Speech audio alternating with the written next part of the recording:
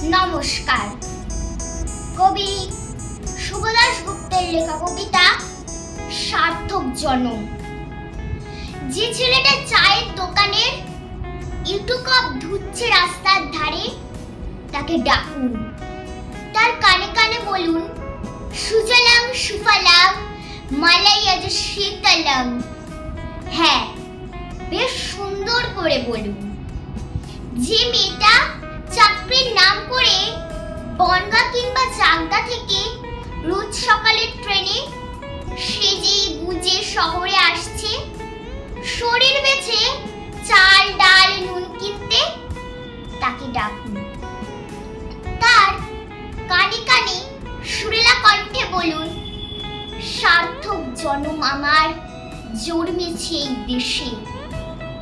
যে ছেলেটা লটারির টিকিট নিয়ে দরজায় দরজায় ঘুরছে আর বলছে, বিশ্বাস করুন আমি ভদ্রলোক, আজ 10 বছর হলো আমার কারখানা বন্ধ, লকআউট, তাকে ডাকুন, তার কানে কানে বলুন, বলো বলো বলো সবে, শত বিনা বেনু রবে, ভারত আবার জগৎ সভায় শ্রেষ্ঠ আসন লবে। রাতের আকাশে অঝোরধারায় বৃষ্টি নামলে যে মা আজও লণ্ঠন হাতে টালির ঘরের দরজায় ঠায় দাঁড়িয়ে থাকে, তার খোকন ফিরে আসবে বলে।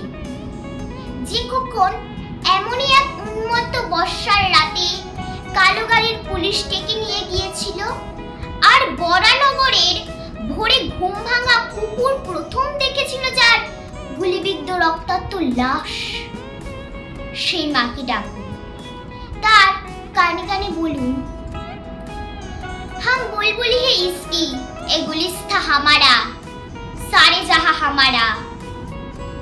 সবাইকে সব বলা শেষ হলে সুনসান শীতের রাতে ঘোড়ায় চড়ে বসা সেই মহাবিপ্লবীর পায়ের কাছে ধীরে ধীরে এগিয়ে যান। ফাঁকা রাস্তায় রাতের বাতাসে কান পাতুন, শুনতে পাবেন সেই মহাবিপ্লবী পুরুষের বজ্রকণ্ঠ। আমি তোমাদের কাছে রক্ত চেয়েছিলাম তোমাদের স্বাধীনতা এনে দেব বলে, আমি পারিনি, কিন্তু আমি আমার সমস্ত জীবন উৎসর্গ করেছি। আর তোমরা নমস্কার।